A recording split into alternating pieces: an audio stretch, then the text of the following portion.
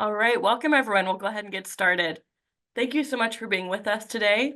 My name is Brianna Mobby. I am the Program Officer for Women, Peace, and Security at the Kroc Institute for Peace and Justice, which is part of the University of San Diego.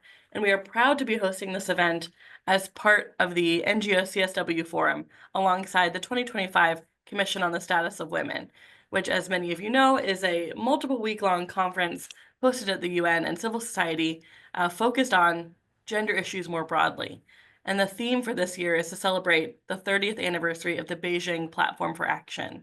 So I'm very proud to have an event today featuring amazing women peacebuilders from around the world to share how the Beijing Platform for Action has shaped and supported their work over over their careers, and what the next 30 years of the Beijing Platform might look like.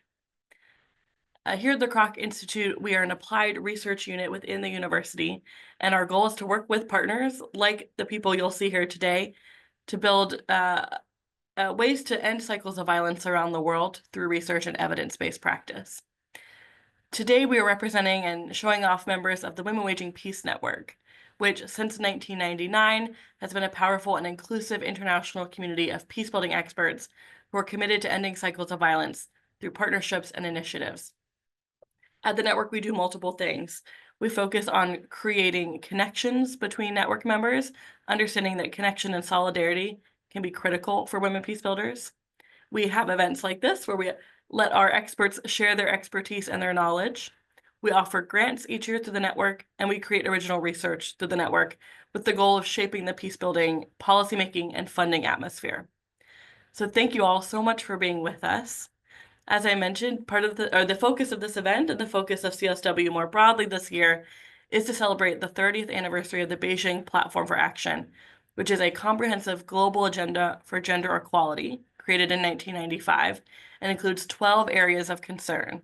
Now, we're not going to be able to talk about all 12 areas today, but since we're a group of women peacebuilders, we're primarily going to be talking about that women in armed conflict area of concern and probably a bit on women and human rights as well. Now, our panelists work on a lot of different things, so we're probably going to touch some of those other pillars as well.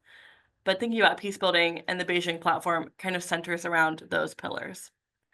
I'll note that 2025 is a big year in the gender equality space. It's also the 25th anniversary of the Women, Peace, and Security Agenda, and we'll be celebrating that probably later in the year. That anniversary comes up in October. So without much further ado, I will start welcoming our panelists, and thank you all again for being with us.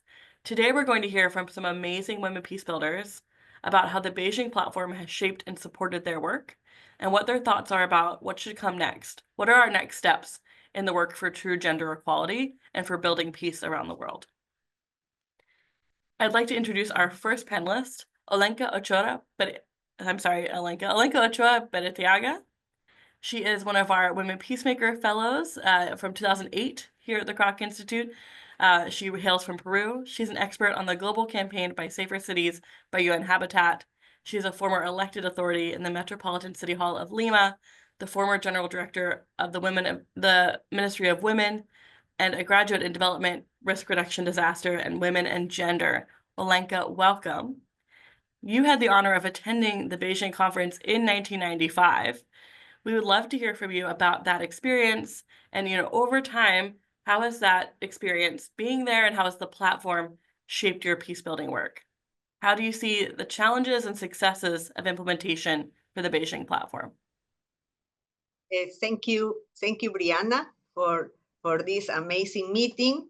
It's a good moment to share the challenges, the experiences, the practices during Beijing conference, and how and what do you do now? Because the situation is more similar and more complex than the Beijing conference moment. In my case, I went to Beijing in 1985 as young leader, part of Peruvian delegation, 100 more or less leader from Peru went to Beijing.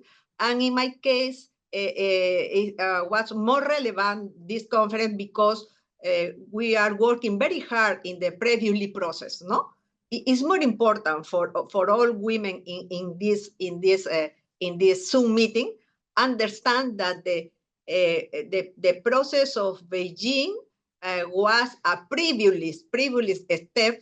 In the case of Peru, for example, we are a young involved in the civil society with the movement of women, with national network of women, and preparing during 1 year more leaders in Peru in different regions to provoke the commitment with the Beijing conference, no? And more this leader was the opportunity went to Beijing, no? The previous process, I was involved in the civil society with the women movement, but also as gender expert and politician in Peru, I was invited to contribute with the official report, no? So in my case, I contributed with the official report to Beijing and the shadow report to Beijing, no? And during the conference, for me was more important the topics about the women, war, conflict armed, women and peace, and women and machinated, no? And the institutionalization of mechanisms for gender equity. And other topic more important for me was the women and power, no? And the opportunities to participate in the decision-making level, no? My contribution was in this topic with my experience in Peru, because in Peru, I was a politician, activist of politician spheres. Also, I am working in the human rights and protect the victims of armed conflict. No, so the experience in Beijing was a good memory, because I met with more leaders in peaceful uses. I remember, for example, the women in black. No, the precious, the amazing group who worked in the ex-Yugoslavia during the terrible moment of internal war. And I remember, for example, an elderly women leaders from Asia who were victims of the slavery and sexual exploitation during the Second World War. No, so the experience was intercultural, was with the different practices, experiences, was a good for us, for Peruvian delegation, etc. But other a funny story I talked to you in New York is about the one day was a powerful rain. My friend and I so wet, but we didn't go to the hotel. We went directly to the auditorium because Hillary Clinton, the first lady of USA, was coming, no? And Hillary Clinton was a historic speech, no? Historic speech. In this moment, Hillary was so young, but so powerful voice. And I remember the speech was so strong in mixing or connected the human rights with the women rights. She say something about the women rights are human rights once and for all. No, it's a phrase, historical phrase, but also talk to about the brutalization against girls, the torture, the human rights violation around the world, no, affecting women. I talked to about the women in power, no. She was a good example of the women in power, and this historic moment. And I obviously the day after I was so ill. I need to go to hospital, a local hospital, and in this moment, ladies, in China, nobody talked to me in English. Nobody talked to me in English, no? You know, several years ago, nobody talked to me in English. So the doctor talked to me in Chinese and talked with him in Spanish. But fortunately, I was recovered, and I have the opportunity to do a report, a special report from China published in a principal newspaper in Peru. Was a unique experience, unique opportunity to spreading the message from Beijing conference. But Beijing conference ending, in September of 1995, but ending with the more important documents, a declaration and a platform. And declaration and platform were not mandatory documents. But in this moment, for me, the 90s was the golden age for women's rights. In this moment, more countries assume the commitment to do something about the 12 critical spheres approved in Beijing, And for example, more countries assume the commitment to build the mechanisms as Minister of Women, services program, and in this case, after the conference, I have the several opportunities to contribute with the new Minister of Women, with the new services program in the district level and the metropolitan level was where I was elected as authority. So the legacy of Beijing was more important for me in this topic. Women and power mechanisms, government institutionalization of gender equity platform in the different levels of government, and the other legacy of Beijing was the connection of the women's rights as human rights. I don't know if my tongue is closed. I don't know. Wonderful. Thank you so much, Olenka. Thank you to you. Thank you. And we're going to turn to our next panelist to learn more about how the platform has shaped her work. Building upon what Olenka has shared with us about the creation of the platform, about the origins of this discussion. So I'm happy to introduce Immaculate N. Mukasa, who's a results-oriented, transparent, and trustworthy Ugandan leader. She is passionate about peace building, intergenerational mentoring, enhancing confidence, agency, and accountability among youths. She's passionate about a community change that involves getting girls and women to decision-making platforms. She is a member of the Women Waging Peace Network here, the Global Peace Network, and the International Network to End Violence Against Women. She is the executive director of the Mentoring and Empowerment Program for Young Women. Welcome, Immaculate. Thanks for being with us. So a question. So Olenka introduced us to how the platform was created, the beginning of its legacy. So Immaculate, how does the Beijing Platform for Action support or shape your peacebuilding work? How do you leverage it to make change in the Ugandan context? Mm-hmm. Yeah, thank you very much, Brianna, and thanks everybody who is attending this session this evening or this morning, wherever you are, and greetings from Uganda. So we in Uganda are one of the few of the countries that have been lucky to have our national action plans developed and informed by the Beijing resolution. Currently, we are running the National Action Plan for year 2021-2025. It's the third one. The first one was in 2006. And it has been very helpful because we are seeing the involvement of women in peacebuilding efforts. Uganda, since independence in 1962, has had its share of conflicts. And we've had big major conflicts from 1962 in the central, then in the western, by the Democratic Front, and then the West Nile Bank Front, and then the LRL Lord's Resistance Army War, which lasted from for long up to 2006.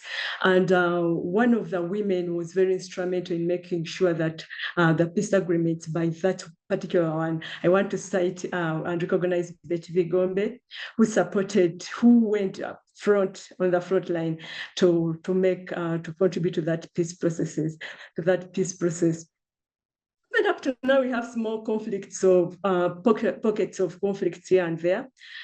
And the very common conflict is in our homes. in our families. And this usually escalates into community conflict, and which we never know how that can become big. Today, we are facing a lot of election violence, and we're always worried that we should keep working to make sure that this does not escalate. So back to the National Action Plan, it has 4 outcomes that are informing our work as MEMPRO. So I did talk about MEMPRO, but MEMPRO in full is the mentoring and empowerment program for young women. And our vision is to build young women's agency and a feminist movement in a violence-free society, because you cannot go any far if we are fighting. So we need peace to make progress. So the 4 outcomes of the National Action Plan, and which are informing our work as MEMPRO, but also as women rights organizations in Uganda. First of all, eliminating all forms of violence.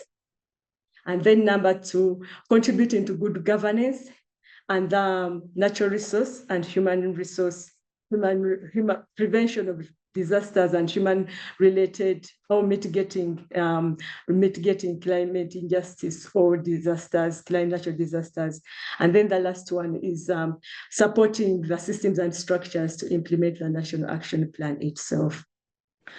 So as MEPRO, it was our focus is, all the things you find that sometimes they're interconnected, but when you talk about ending all forms of violence, we are looking at having women aware of what violence is, what peace is, what ways of addressing violence, preventing it, but in case it happens, how are you supported? And we find that many women, many girls and women actually, there are many things they take for granted because of cultural norms and practices, and they take them for granted, yet they affect them as individuals and their environment. So we work with cultural leaders, we work with schools, we work with parents, we work with girls, because this is an important segment of our community. Youth form the biggest part of the national population. So we are engaging girls, we are engaging boys, for all of them to understand what peace is, what peace means, and how to make sure that conflict is mitigated. So this has given us a good framework from which to operate.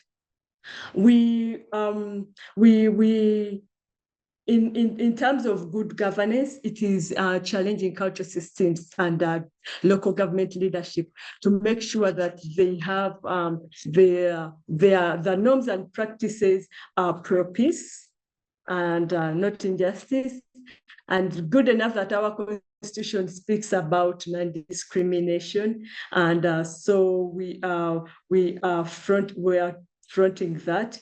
Equality for all is also stated in our Constitution and in the National Action Plan. So making sure that girls and boys, men and women access equal opportunities. Having women in leadership, for us, it is key for them, because they will not negotiate their way if they're out of those spaces, decision-making tables. So it can start anywhere, but we start also with schools to make sure that the girls learn and know and appreciate with power and leadership, and they know how to front their rights as individuals, but also as collectives. We are also looking at promoting intergenerational learning as a way of peace building, because the more experienced women can translate their lessons to the new generation. And the girls, the youth, we find now that they are actually helping a lot in advancing security in the digital world, and also reporting violence using social media, holding the governments and the leaders accountable using social media, and also promoting peer support, peer protection, and learnings related to conflict resolution and peace using digital tools. We find that very powerful. Together with other CSOs, we are implementing projects for climate justice, because That is one of the pillars of and the expected outcomes of our national action plans. And we are members of technical working groups in the ministries. We have FIDA, which is teaching communities about laws and laws that are related to protection and responding to violence. We have transitory justice groups. We, as NEMPRO, we are part of the technical working group on gender in the Ministry of Education because we want to promote girls' education and women's learning.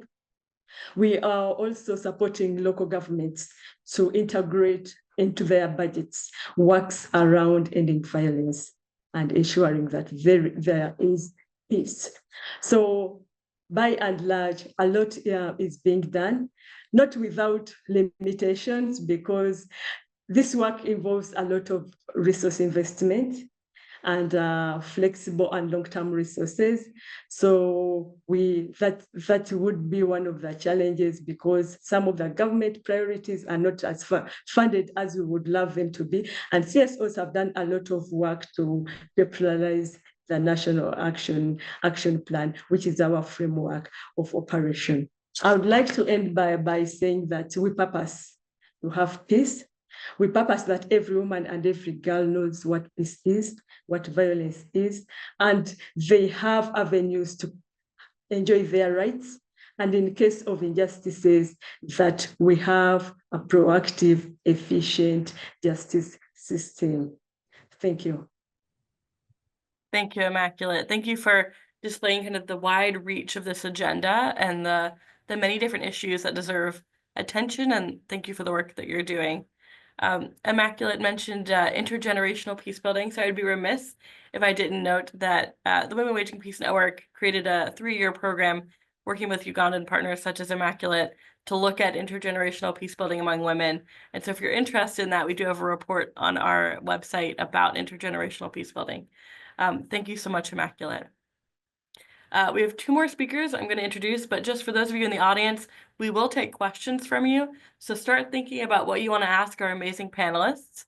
You'll put it in that Q&A box, and we'll have time for questions in a few moments. I'm proud to introduce our next panelist, Dr. Rubina Feroz Bhatti. She is an international visiting scholar at American University in Washington, D.C., and currently serves as the General Secretary of the Pakistan Partnership Initiative, which is a network of 80 faith-based organizations in Islamabad committed to holistic national development. As an academically informed practitioner with over 20 years of experience in education, human rights, and public policy reform, she was also a research fellow at Stanford University. She has served as an assistant professor at the Pakistan Global Institute, the first South Korean university in Pakistan. Dr. Bhatti represented Punjab on the National Commission for the Rights of the Child and was nominated as one of the 1,000 women for the Nobel Peace Prize in 2005. She has received numerous awards for her contributions, including the 2011 Woman of Courage Award, the 2010 World Vision International Peacemaking Award, and the 2015 NPeace Award from the United Nations Development Program. She is a prolific writer, contributing to prominent publications such as Dawn, The News, and the Friday Times. Welcome, Rubina. Thank you for being with us. As Immaculate has discussed with us, the Beijing Platform for Action addresses a wide range of issues, right, across many dimensions of peace building, development, social change. I know you also work across a wide range of issues. How have you used the Beijing Platform for Action, excuse me, as a tool in your work and advocacy across topics? So in particular, how has it shaped your work on raising the legal marriage age and engaging in interfaith peace building? Thank you, Brianna. First of all, it's such an honor, and I am really very pleased to join this wonderful panel. And it's always a moment of reflection and moment of pride when to participate in any of the activity organized by John B. Kroc Institute for Peace and Justice at University of San Diego. Before responding to your question, I would like to pay tribute to Shahid Benazir Bhutto, the first female prime minister, not only of Pakistan, but also of the Muslim world, who addressed the Beijing conference in 1995 And her powerful message highlighted Pakistan's long-standing commitment to advancing gender equality. Now, after 30 years, when we have been, assessing and examining the progress and challenges, uh, we can confidently say that the world is more equal for women and girls than before. Yet the progress, of course, remains slow and uneven across the globe. Despite this uneven global progress, the Beijing Platform for Action has been a powerful tool in my advocacy work, like it has for many others. And it has shaped my advocacy work, especially to protect the rights of children, um, children from minority groups, and also how I can cultivate and weave the interfaith harmony and peace building in a very multi-religious society of Pakistan. And for me, if I'll honestly, I'll say that this is not just a document. Of course, as Alenka said, that this is not a binding, but for me, it's such a powerful tool that it has served as a blueprint, informing and shaping the tangible work I have done. And how it shaped my work, let me give you an example. The raising of legal marriage age, for example, the platform emphasized on protecting the rights of girls, and that's also the central to my advocacy work.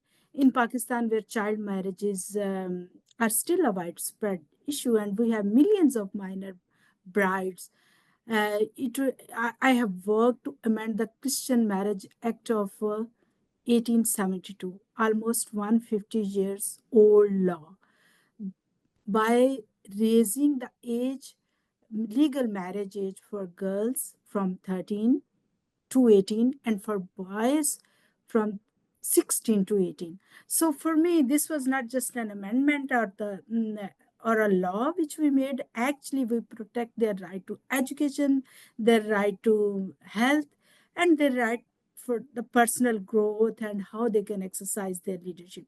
And it's all about nurturing the leadership of young women. And here last week at CSW and this week, the message was so louder and louder that this is the time for cultivating the leadership of young women. And if we see that still in the country, if the laws are like excluding girls and excluding minority women, so this is the agenda for us. And for me, let me give how I relate the progress 30 years within these 30 years, and then if I'll say Beijing plus 30. So currently in Pakistan, government is in the process of establishing a minority rights commission. So two bills are moved. One is moved by the government and the other is moved by the other one is a private member bill. In both bills, to become a member of the Commission for Minority Rights, the age limit is 40 plus. So you see, a country where more than 60% population is below the age of 30, you are excluding young generation, and especially the girls. So for me, my Beijing plus 30 agenda is how we can make sure domestically to do some advocacy work in align with the Beijing agenda, and especially nurturing the girl and women leadership. And as you asked about interfaith and peace building work, of course, my focus is more on evaluating and assessing and examining what we have done so far. And one thing which we have done is Pakistan took wonderful initiative, and especially last year and this year, but I'll say like even the passage of this marriage act amendment is a milestone which will save the lives of many of the religious minority girls. So for the interfaith initiative, I have recently conducted a research that the interfaith engagements in Pakistan, but the findings revealed that women are still excluded, and we have to do a lot of work to include more women in cultivating interfaith harmony, and especially the women belonging to religious minority groups.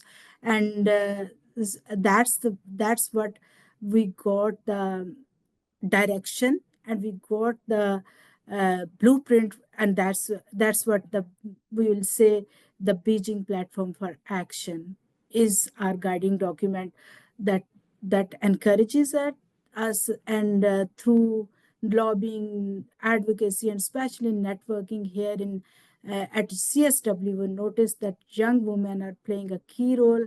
And I still remember the inspiring speech by Minister Chombo. She, at the age of 26 years, is a minister, first youngest minister in Africa. So if we have that kind of examples, then we need to work more on including women, and especially young women, in leadership arena. And we have to include women not just as beneficiaries, but as the decision makers. Thank you. Thank you so much. And I'm hearing a lot of commonality between you and Immaculate around the intergenerational nature of this work, the inclusion of youth and the importance of their leadership, and that, you know, the Beijing platform is a framework, a blueprint, a guiding document to think about raising up folks as leaders. Thank you so much, Rubina. I'm happy to introduce our final panelists. So those of you in the audience, please put your questions in the Q&A box. We'll get to your questions for our amazing speakers. I'm happy to introduce our final panelist, Jane Anyongo Odongo. She's a peace builder and women's rights activist. She was deeply impacted by the 2008 post-election violence in Kenya and has dedicated her life to promoting peaceful elections and fostering reconciliation through her community. Through innovative initiatives such as sports, music, and community dialogues, she has empowered thousands of girls and women to become agents of peace. She remains committed to creating inclusive spaces for political discourse and fostering a culture of respect and understanding among individuals with diverse political views. Jane, thank you for being with us. We've talked a bit about the creation of the platform, how it shapes work right now, but what opportunities does Beijing offer us now after 30 years? How does it help us think ahead to the next 30 years? What should our peacebuilding priorities be? Yeah, thank you so much, Brianna. I'm so happy to be part of this conversation. First, I want to just appreciate the women who went to Beijing. I'm happy to have Olenka with us here today. And lately, I've been spending a bit of my time with the women who went to Beijing because I'd really love to know, what was it that just brought women across the world together to talk together, and what can bring us together right now, because I think to date we are still talking about this as being the biggest women gathering globally. So the one thing that I want to talk about is the ability to advocate for policies and even influence policies. And I'm talking about this at the national level, at the regional, and even at the global level. Women are able to get themselves together, to get into networks, and to advocate for favorable policies, and even to challenge policies that don't work well for their welfare. And then we also have women, networks like Women Waging Peace, who are able to bring women together around peace building. We have the Women Peacemakers, just so many networks of women. So these are opportunities where women can go in and lobby and just have a lot of conversations around policy. We have the intersectionality approaches, where right now it's not just women. We have women with specific issues. And this, we are happy that most funders are considering this as well. Like we can talk about widows, we talk about women farmers, we can just talk about women in that intersectionality. We don't just talk about women blindly like that. And then we also have the digital inclusion. Right now, we have digital spaces where people are empowered, people are able to learn from others, people are able to even, just empower themselves economically. So these are great opportunities. Women are also able to connect very easily, as opposed to the time of Beijing. I'm still trying to understand how women were able to mobilize themselves globally when we had no internet. We just, the telephones were there, but they were also very, very expensive. So I think we are better placed right now. And then I want to talk about economic empowerment. I think that we have money for economic empowerment. We have opportunities for economic empowerment. Women are able to access funds, and in different countries we have the affirmative action funds. We have funds that are just meant for empowering women. And when I'm talking about empowering women as a grassroots woman, I'm very keen on what is happening at the grassroots level. When the grassroots women are able to access resources to be able to empower themselves and economically. So this is very important for me when we are having such conversations. So I'm looking at what do we expect going forward. The opportunities that are there. I think right now we are looking at co-creation. It can no longer be just ideas being brought to the women or the people at the community level, or just everywhere. You know, people must be brought, the different women leaders must come to the table and be part of the decision-making and co-creation of ideas. We must also be able to just have specific issues, you know, having young people in the space. This one is very, very important. The young people are coming up very strongly, and we are happy that we are having cross-generational conversations. And I want to really encourage people, wherever they are, young, the senior people, at least us within our space, we have been able to categorize the women. We have the circle of wise women, who are the women who went to Beijing. We have the likes of me, who have walked the path, yes, but are still, you know, we still have a lot to learn. But we have the people we are standing on their shoulders. And then we have the younger women, you know, these very strong women. At times they call themselves radical feminists. We support them, you know, we just have to work with them, whichever way they're our own. And then we have the upcoming ones who we would really love to, you know, as we work together, we are like, can we just shape the agenda together, learn about what has been done, as opposed to starting afresh. So then we also have peace building, which has been prioritized. My sister from Uganda just talked about the national action plus the NAPs from the different countries. So we have all these tools that are out there, which we can talk about, and we are talking about, and we are able to influence. I know it's still a bit challenging when we have our countries who have signed up for this, but the implementation is still very low. You know, it's just, I don't know whether the heads of states at times, they just sign for people to pass, but implementation becomes very challenging. And then we all have a bit of innovations and funding. And when I'm talking about innovations, I'm looking at the community generating ideas, the nature-based solutions that are coming, the people are coming up with. So we are praying that the funders will be able, it is still a long way to go. They are yet to accept that we can no longer work with just research, but there's also reality.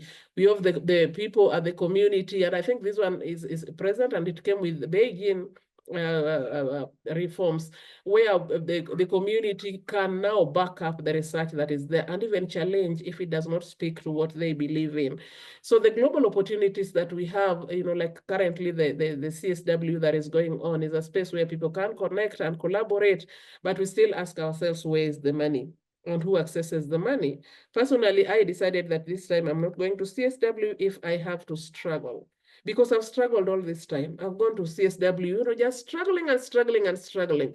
So when we are talking as women, we should ask ourselves, why should others struggle to the extent that they go deep into their pockets to bring out, you know, to get the money to go to such spaces to represent themselves, while others are able to just get the money that they can have a lot of leisure with their money. So what I'm trying to say is that, girls, I know we've loved ourselves, but let's continue loving ourselves and amplifying ourselves, working together, holding ourselves hand in hand.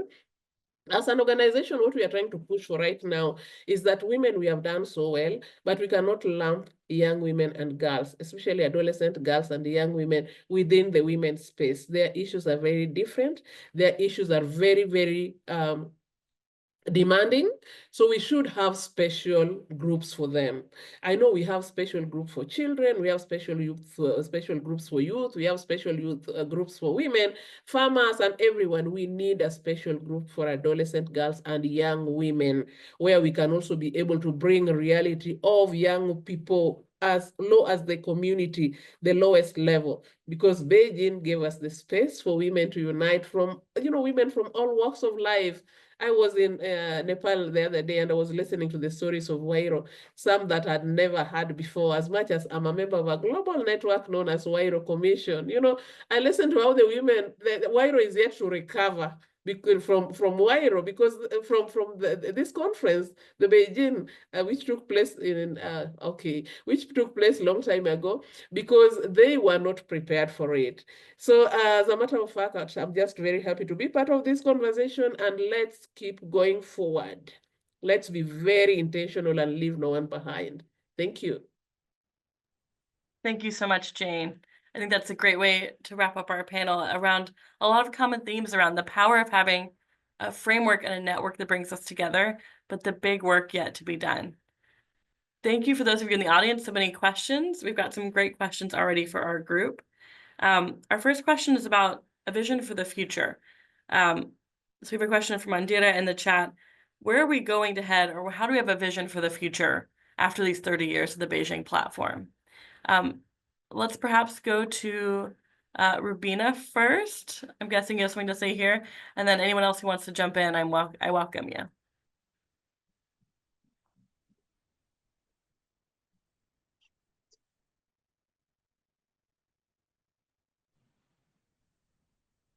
Sorry. So could you repeat the question, please? Sure. Where are we going now? What vision do we have Okay. for the future of Okay. the Beijing platform? So for me, well, the vision is very clear, and even I would respond to, the second question in line with this. How I see my vision is clear, and how I see that our strategies are very clear and precise, and very tangible based on our 30 years of experience. For instance, in my context, what I have learned that we need to employ new strategies for interfaith in Pakistan and across the world. And how I see there are three key things. We need to redefine interfaith, and that would be, we have to make a shift from dialogue to a dia practice. When you just dialogue, it's rhetoric, but when you say dia practice, you really do something tangible which you can say. Then the second strategy which I feel we need to restructure interfaith, restructuring of interfaith structures.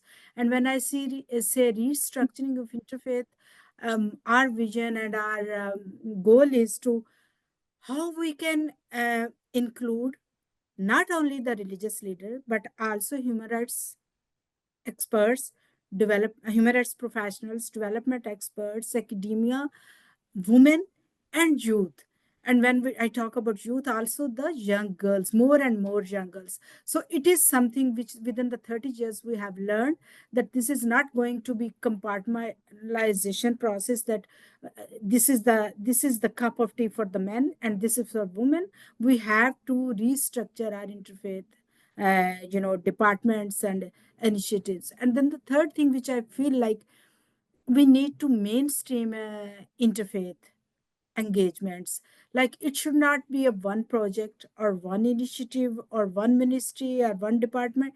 It is need to be, there is a need to mainstreaming across all the departments. Let's say if it is the education department, see how we have been making it more inclusive by ensuring the interfaith engagements. And this is what I'll say my vision is, to focus on redefining, reconceptualizing what is happening already, and to restructuring the entire efforts, advocacy of efforts, and also to mainstream those efforts. Thank you. Thank you. Wonderful. Other panelists, Immaculate, Alenka, Jane, any thoughts on this question about what comes next? What's our vision?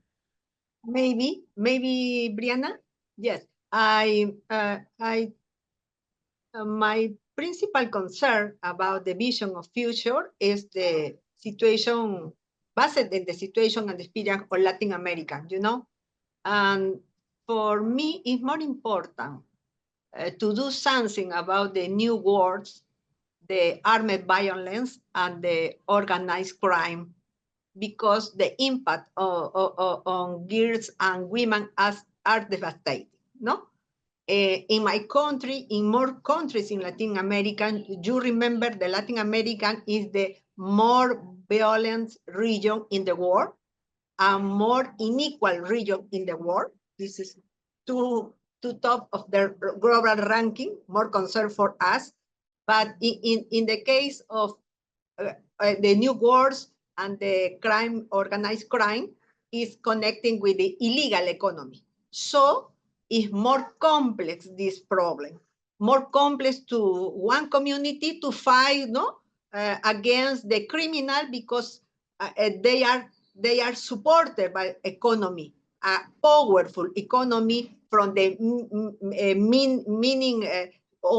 mining for the narco traffic, etc. No, and for me, it's more important with the university, with the network of peace, open the dialogue to do a global resolution about the new words and the rule in middle of armed violence, not armed conflict, armed violence, because it's a new concept, a new problem and I need to do something about, because it's a global concern. For other hands, my vision of the future is more important connecting the resolution, the United Nations resolution for peace and security with the Sendai platform, because I am working about the connection, the peace, security, and post-disaster areas, because in the post-disaster areas, women and girls supported more problems, hunger, violence, etc., exploitation, etc. It's more important, this connection. And finally, to finally topic is my vision for the future is connecting the peace and security resolution with indigenous population. Do you know? Because for me, indigenous population is supported,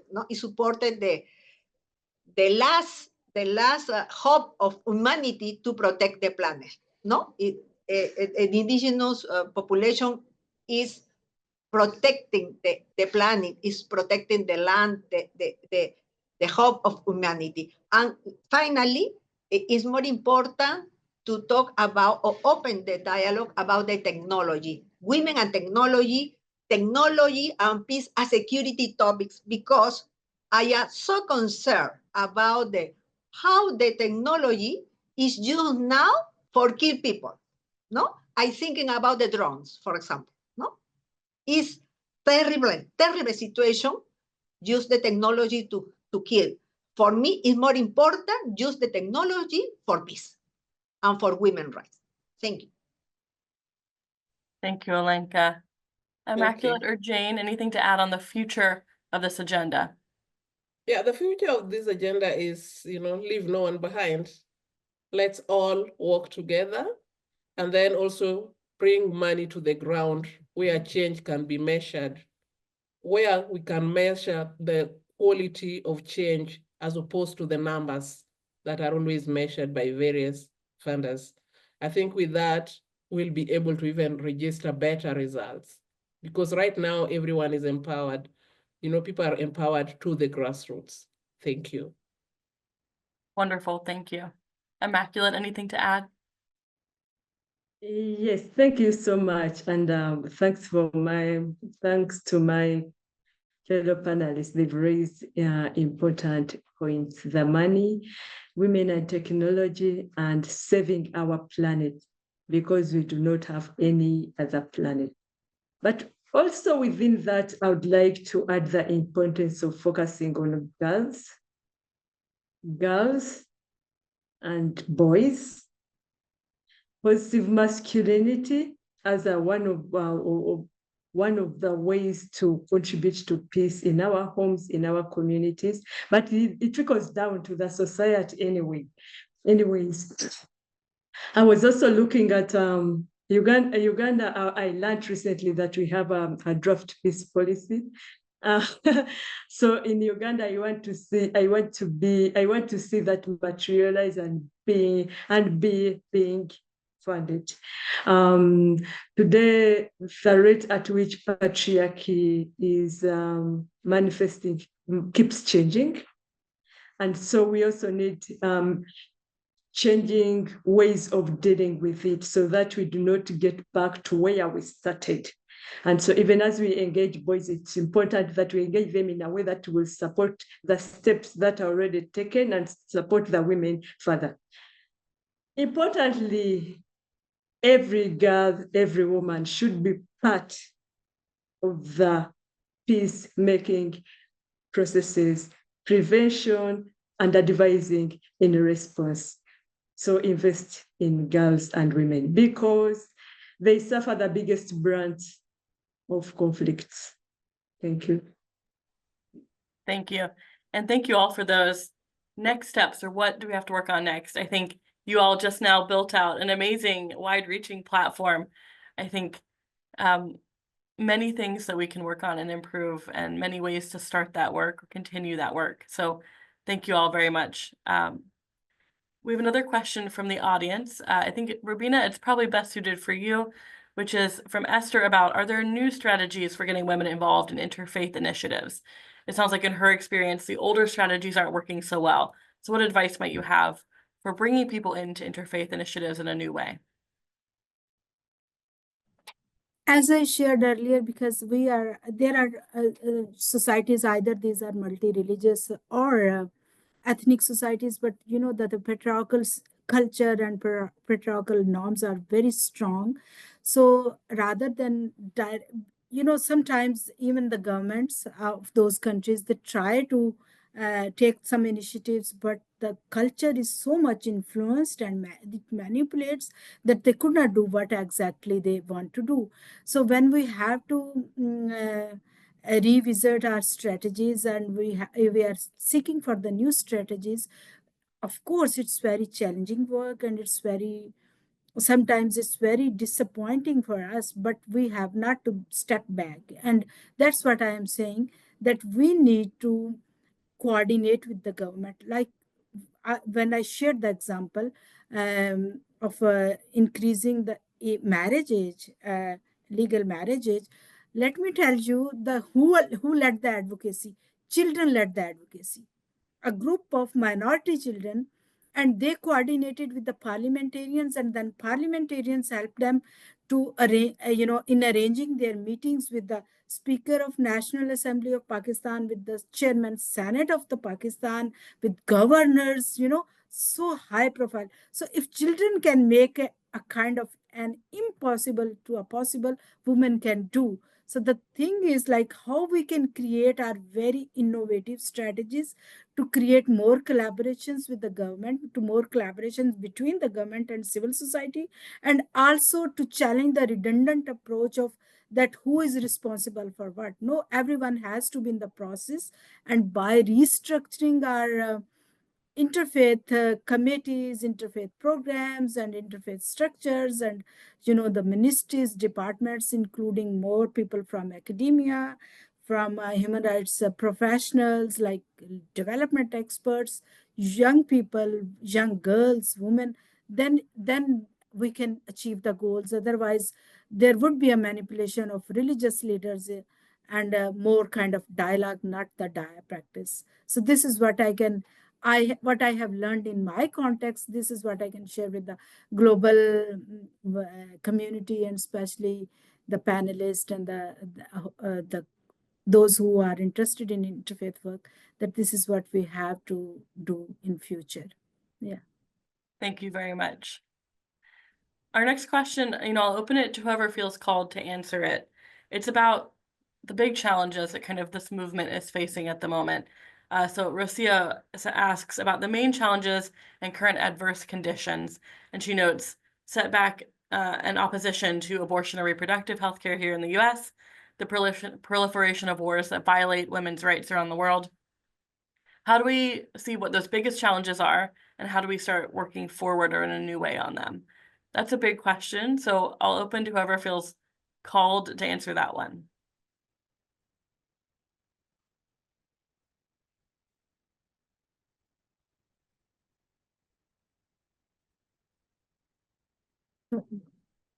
Anyone like that question?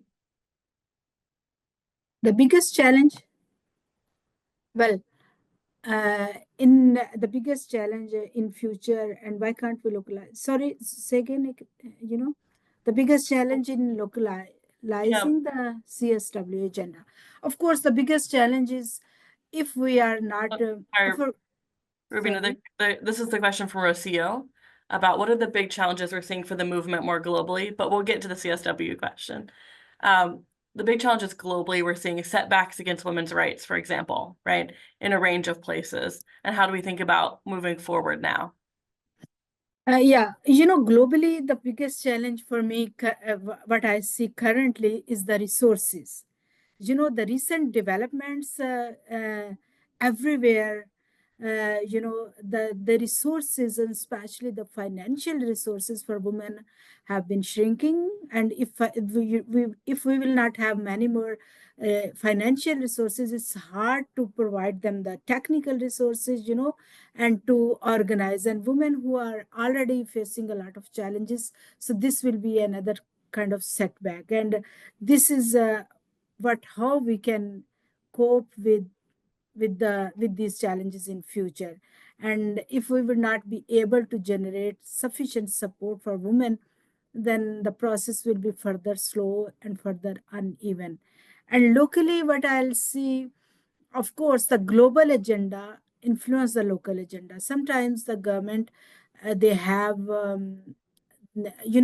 like they are interested in meeting all these in advancing all these gender equality processes, but and they made the commitment. So we have to create some kind of a global and local collaboration, so by making the governments and the civil society and overall the responsible, all the stakeholders more responsible and accountable, how we can advance this agenda. Because if we are not networking with the global community, or we don't have the global networks, and especially when I talk about the global networks, it's not just the NGO or something like civil society networks. I would really encourage to engage the academia, universities, so we can evaluate, we can examine, we can do more research-based advocacy, and more networking, more collaborations, more partnerships can be a strategy to challenge all this and how we can move forward. Yeah. Brianna? Yes, please go ahead.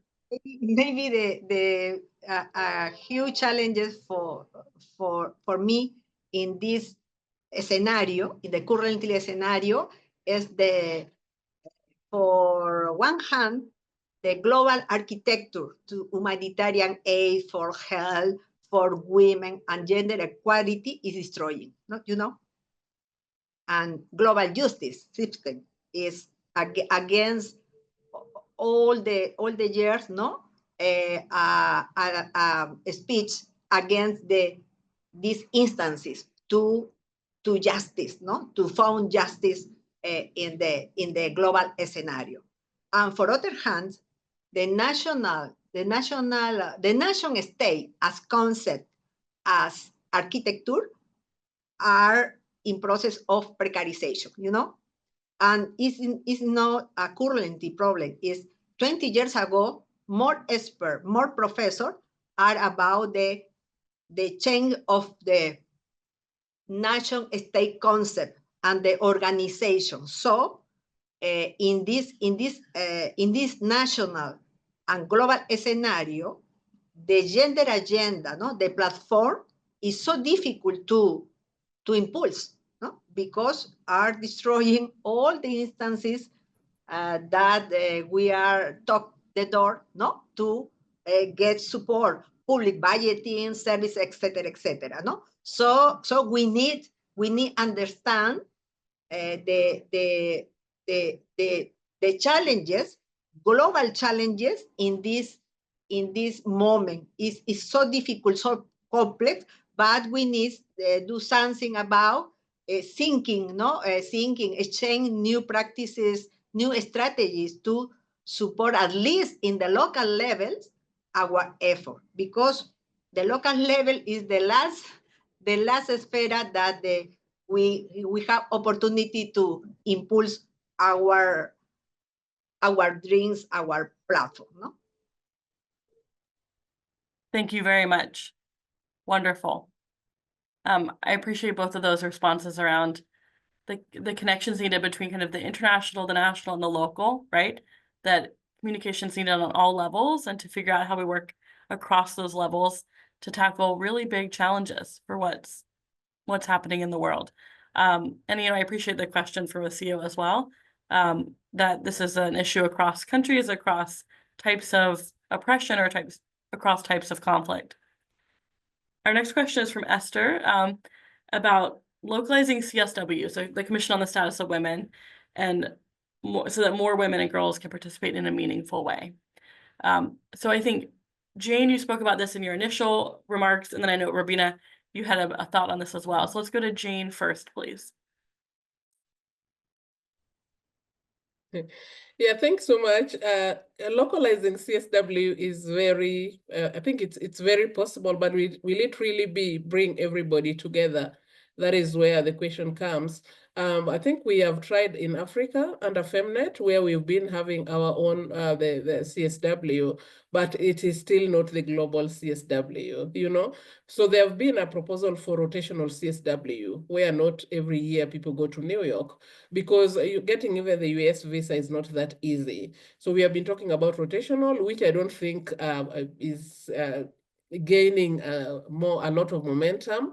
But in fact, if we are adapting the SDG spirit of leaving no one behind, then we should consider having CSW rotating within our different continents, so that people are able to participate, and even disseminating whatever the outcome of the CSW is. There should be resources to be able to disseminate the outcome of the CSW, so that those who are not able to make it to New York or to the main event, if at all we are able to have it rotationally, are also part of the conversation and no one is left behind. Or if we can be intentional in having build-up activities, build up CSWs to the bigger CSW, so that voices are also taken up there, then it will be good. Thank you. Thank you, Jane. Robina, I know you had originally had a response to this.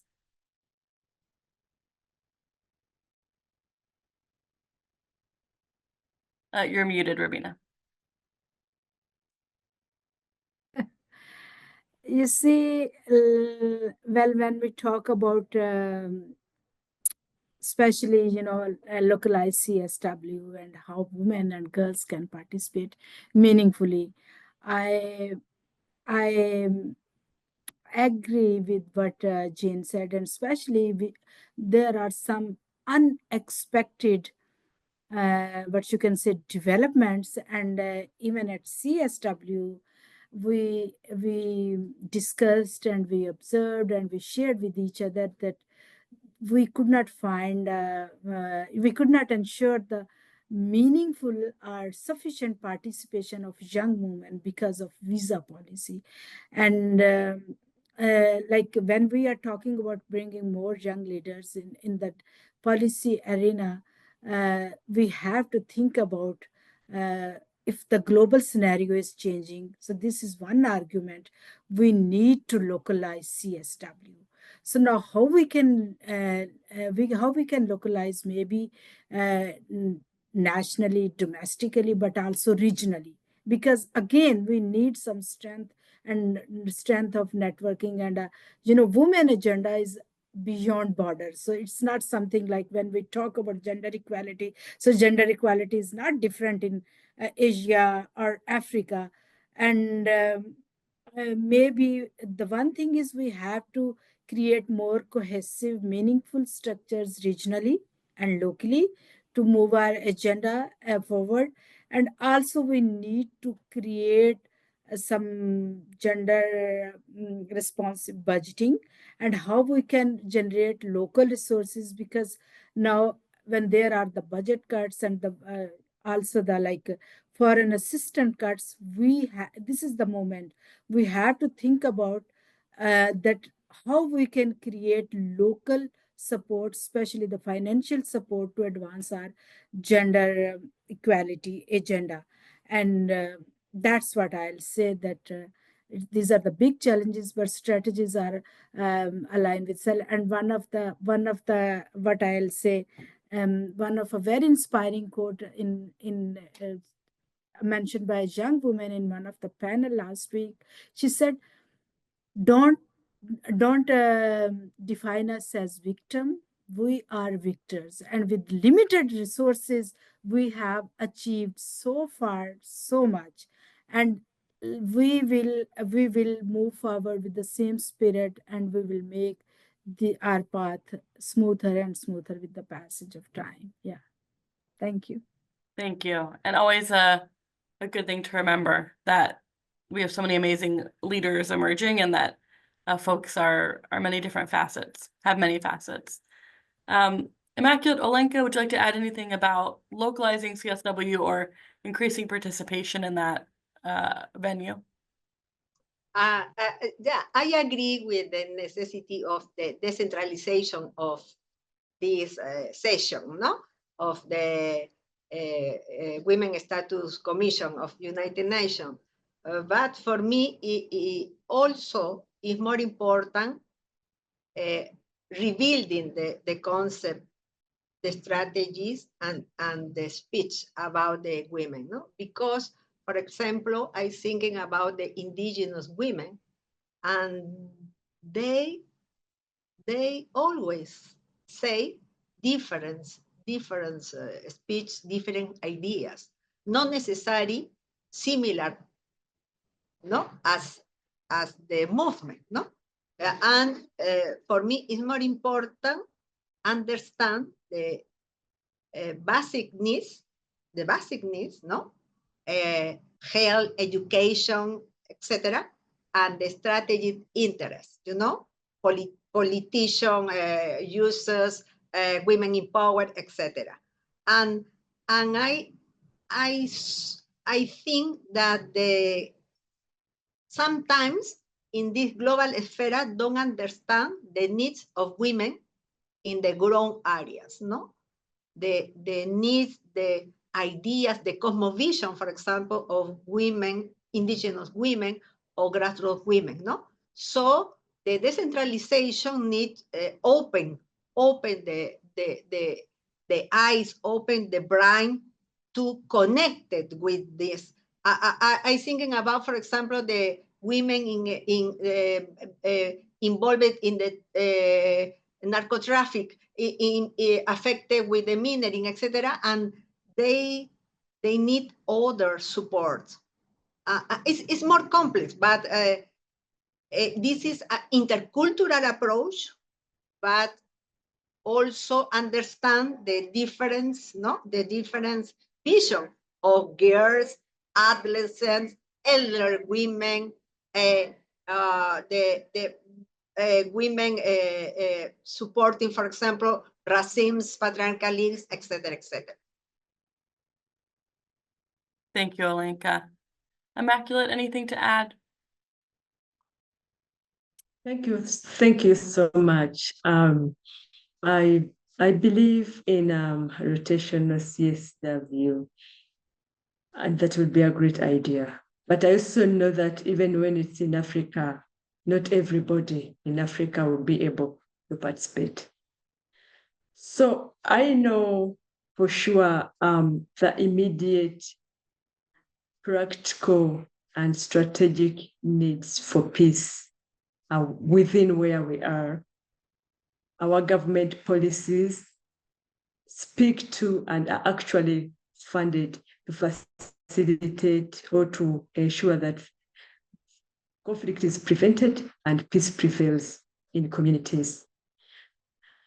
Intersectionality is key in this discussion because everybody is experiencing life differently. And it's important to recognize that there may be no one-size-fits-all detail on what peace means to everybody, but every community knows what peace means to them, how they desire to experience that, and what they want to push that. If that can be achieved, and women and girls are supported, and the whole community is supported to experience peace, develop, and I'm not talking about growth, I'm using the word develop intentionally, And then from there, we can get representatives who would share their best practices at higher levels by submission. Thank you very much. Our next question is around technology. And so both Olenka and Jane, you mentioned technology earlier, so I'm going to look to you two and see if anyone else has comments. We have a question from Angeline in the chat about combating electoral fraud using new technology, particularly in post-crisis contexts and developing countries. She hails from the Central African Republic. So we'll start with Olenka and then Jane, if you have thoughts around using technology to combat electoral fraud. And then if anyone else has ideas, well, you're welcome, of course.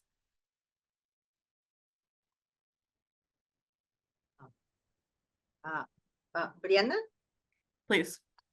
Okay. I talked with Rubina in New York. No, I went to intelligent artificial panel, and the room was crowded, and the police of New York came to the room to close the event because more people into the room. But for me, was the expression, the interest of new generation about the technology, the artificial intelligence. So for us, for women, it's more important because girls and adolescents and young women, no, is more connected, but it's so dangerous sphere, you know, bullying, sexual exploitation, risks, etc., etc. But for adult people as me and elder women, the technology is running so fast, and we have no opportunity to connect with all the chains every day and every year. And for this reason, for me, it's more important to impulse more training program, no, to girls, to indigenous girls, because, for example, I work with indigenous community, and they have no electricity, so have no possibility to connect the internet, etc., etc. But it's more different the world of the technology because the idea, the concept, the name is so different with our culture. You know, I have my Alexa in my home, you know, and frequently say something about the news about Europe, USA, etc., etc., but nothing about the Latin American uses, you know. So we have a huge challenge, but for me, it's more interest to connect it with the technology, no, technology for peace. This is my principal message: technology for peace, for development, not for war, not for kill people, and for other hand, change the rule of this technology war, because no, you know, I have 2 or 3 men, no, owner of the empire of technology, and now I think the risks for the global governance, for the peace, for security, for human rights. No, thank you. Thank you very much. Jane, I know you mentioned technology earlier. Yeah, thanks so much, Brianna. So technology is a great opportunity for us all, AI making work as easy as possible. But we have the challenges that come with technology. First, we are having the digital divide, where we have a generation who are yet to come in terms with what is happening with the technology. Another thing is that at times it can be really out of control. I've seen it in my country where the young people mobilized, the young people are able to come up with a lot of, can I say, issues around bullying, and they can bully anyone. They can bully anyone digitally. There's very little control. But we also see the way it is able to bring people together very fast. In June last year, our young people were able to organize themselves in thousands within a very short time, without any leader. When they wanted change, when they were resisting a bill that was to be discussed in Parliament.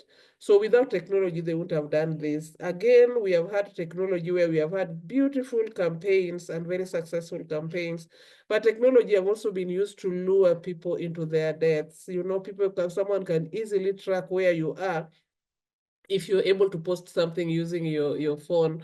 We have had young people who have been, not even young people, just everyone, people who have been lured using technology into their death trap.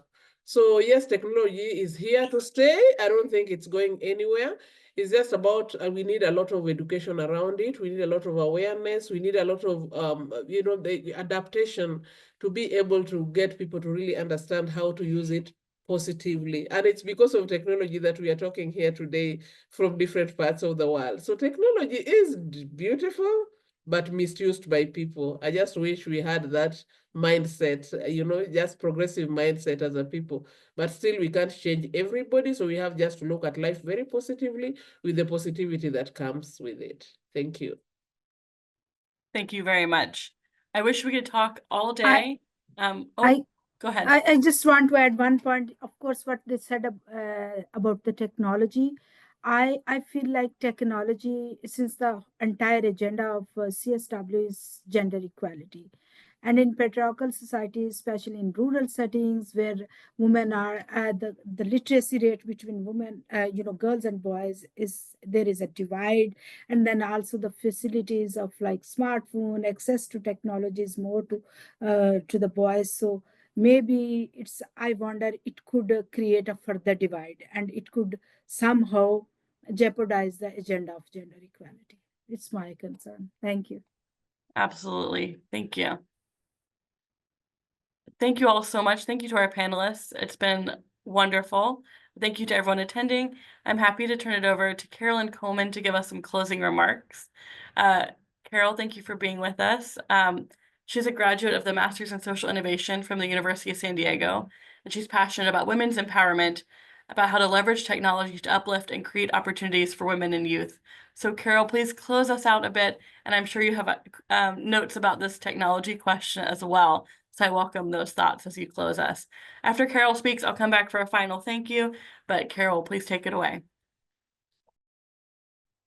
Thank you, Brianna. First, I'd like to say it's really refreshing and it's an honor to be among very fantastic women who are doing great work around peace and around women empowerment. And yes, technology is a perfect segue because I'm personally very passionate about technology, and we cannot run away from technology because in our lifetime, it's the biggest revolution. So for all the work we are doing, we need to figure out how we can leverage technology. And in reflection of that, I'd like to tell you a short personal story and reflections around how I found myself in this path.